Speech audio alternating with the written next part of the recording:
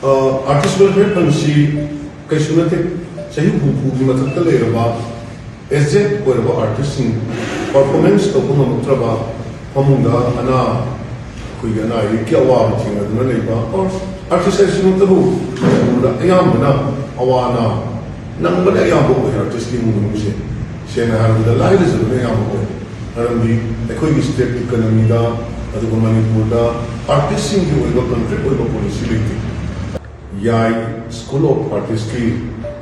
माइके दिगी स्कूल से की गवर्निंग मोदी की बहुत चिंता का सेक्रेटरी अरुगा स्कूल की प्रिंसिपल स्कूल जरीबा आई का उन स्वामी चना मेरे को माय बयान तराम चले ऐसी हम माय नहीं मणिपुर की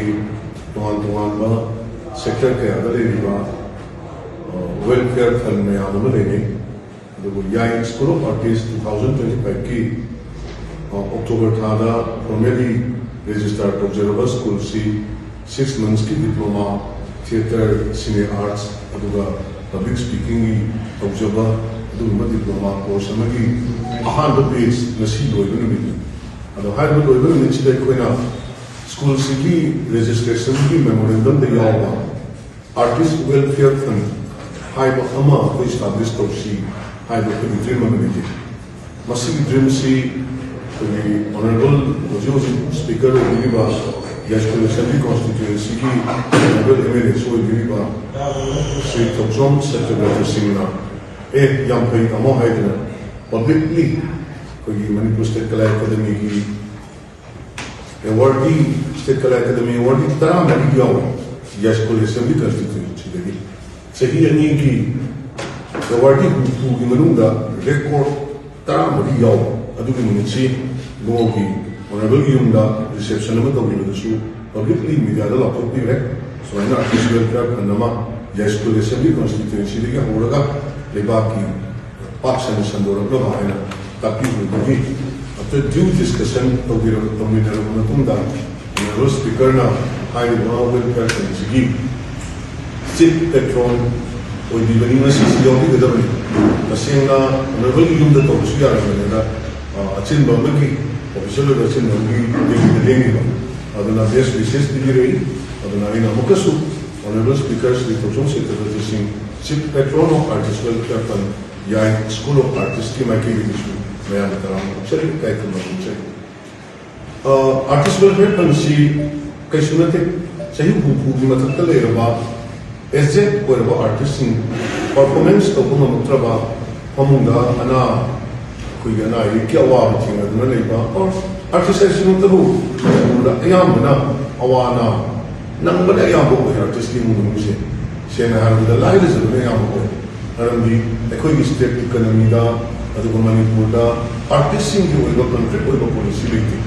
adu na mara ko daga awana ta ko me am sida angam ba mating pa ko ni ko pa na charity so artist na pangko pa makal mating ya Kanusu activities so quick. Toksadani, other than fund drive to Tommy, Yai school being members in the Su, Sen Kaida Jenny, Adula, Equity, Manipur, Ahama, the Yas school care in Maru, the Leba, a Yamba senior theatre artist, JP over the Sarma, Yai artist welfare and the treasurer would be the Yai Maru, Jisu Chandra Sarma, Manipur State Kala Academy, awardee for music, otherwise, Manipur State Kala Academy awardee for theatre equine Java. Senior level da Pabung Gumo Mintauzam Siam Chan Singh Sanginathan Academy awardee Halimo Nata Sankirtan Pabungna President of the Sansthan Sigi Theatre and Cinema Director Actor Diriba Yamimo Luto Mondorem Singna Vice President of the Mamaitin Kiran Kumar Singh Manipur State Kala Academy awardee Saitegi Sinasimba Ibn Tani Lima Theatre Gi Sumani to Boki Tim Mama, Sankitin Jai Bom Sai Setaban, Venuma Hajar Reina, Panisto Jeri Vichida, you observe any details there. Aduga Karikari to Budabno, Karikari cover to Budabno, artist standard Karikari meaning to Budaki, high risk in the Su, and a Panisto Jeri information, memorandum to the observe any. Aduga Koisi saying Nahada, Hone and Sami, Aduna, my cake could not section could not be. Mating pangbiyo ay balik kasi tawag janini aduga mijana dengi rapasida माइकई खरा पाक संना एक ममान thumb page गुमदा अदगी खरा मरु ओइब news की संता पीबीरकना तौबीरगदी artist Singh की अवाबद खितन सरुक याजगेना coin खंजरिबा मतें खितन पाजगेना खंबीरसिदा media की सोब थौदांग मसु यौमिनरनी हाइबो अपनचि थमजरी मयाम साइट की कई क्रिमी लायर थमजगदी थबक होबंग मोयना अखोना 60 years in adoption registration तो अखोई वेलफेयर फंड जिदा